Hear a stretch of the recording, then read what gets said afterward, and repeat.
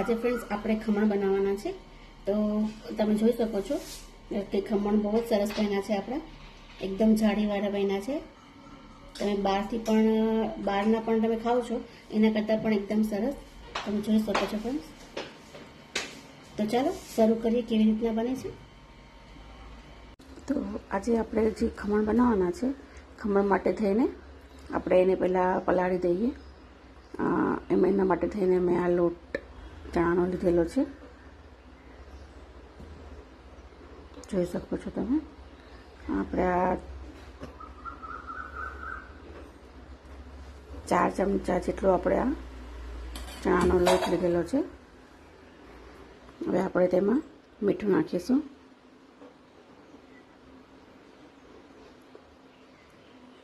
Friends, આ જે ખમણ છે બહુ જ સરસ થાય છે અને બહાર જેવા જ ફૂલેલા સરસ થાય છે, પણ તેનું સરખું માપ અને મેજરમેન્ટ આપણે રાખીએ તો સરસ થાય. આ મેં લીંબુના ફૂલ લીધેલા છે, 1.5 ચમચી જેટલા, અને આ મેં સાકર લીધેલી છે.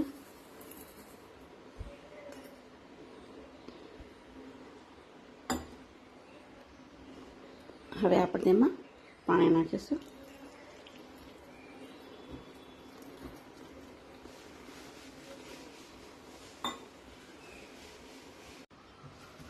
તો ફ્રેન્ડ, તમે જોઈ શકો છો આપણે જેમાં પાણી નાખેલું હતું એટલું જ પાણી નાખેલું છે. હવે આપણે આને સરખી રીતના મિક્સ કરી લઈશું હાથેથી જ, અને એક જ ડાયરેક્શનમાં આને મિક્સ કરવાનું છે.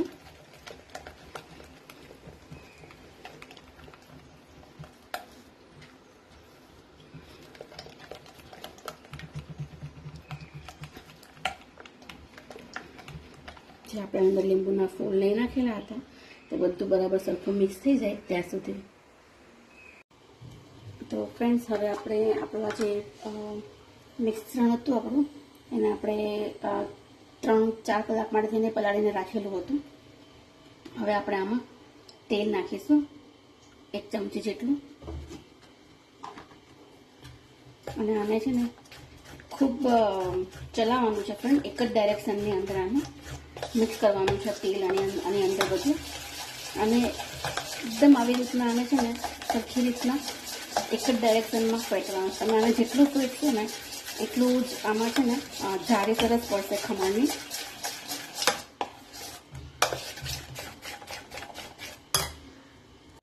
તો જોઈ શકો છો ફ્રેન્ડ્સ તમે, આનો જે કલર છે આખો ચેન્જ થઈ ગયો છે. આટલું એનો જે કલર ચેન્જ થાય ત્યાં સુધી આપણે આને ફેટવાનું છે. લગભગ 10 મિનિટ સુધી જેટલું ફેટવું જ પડશે ફ્રેન્ડ આપણે આને. હવે આપણે આની અંદર ઈનો નાખી દઈશું.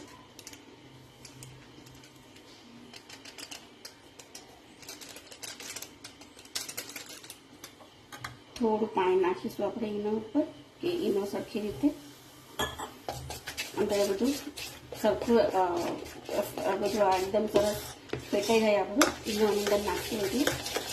હવે રીતના એને પાછું ચલાવી દઈશું સરખી રીતના.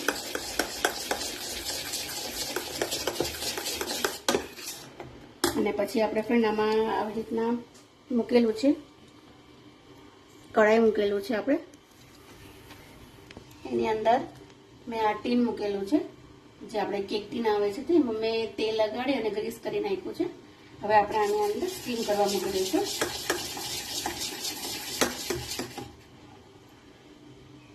નાખી દઈશું આપણે આની અંદર મિશ્રણ બધું ફ્રેન્ડ.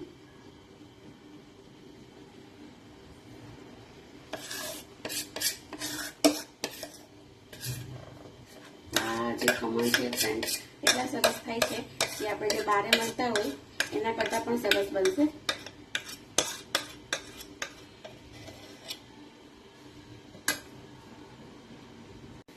હવે આપણે આને ફ્રેન્ડ્સ ઢાંકીને રહેવા દઈશું.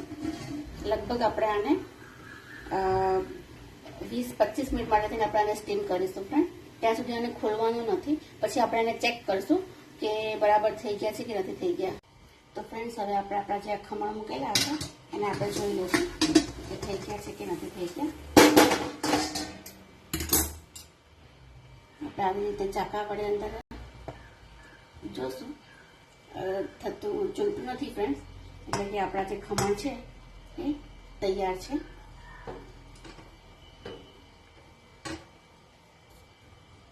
ફ્રેન્ડ્સ, તો હવે આપણે જે આ છે ખમણને આપણે વઘાર કરવા માટે થઈને આપણે આ મૂકેલું છે, તેલ મૂકેલું છે અંદર. એની અંદર આપણે રાઈ નાખીશું. ગેસ બંધ કરી દઈશું ફ્રેન્ડ્સ, એટલે છે ને બળી જશે આપણો વઘાર.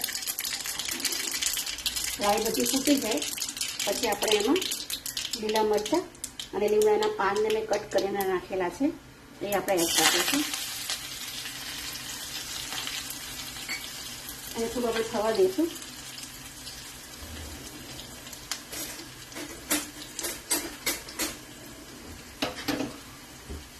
હવે આપણે તેમાં પાણી નાખીશું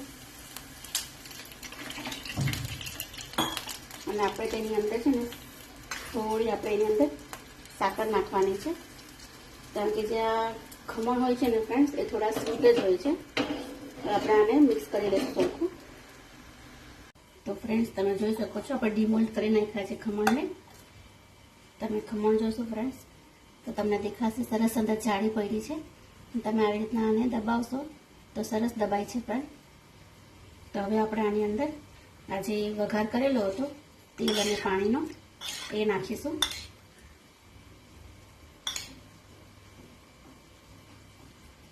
આવી રીતના સ્પ્રેડ કરી દઈશું આપણે અંદર સરસ.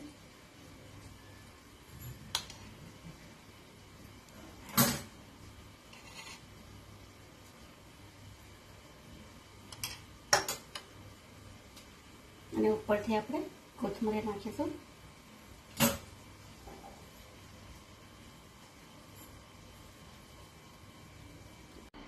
તો ફ્રેન્ડ્સ, તૈયાર છે આપણા ખમણ, જે એકદમ ટેસ્ટી અને સરસ લાગે છે.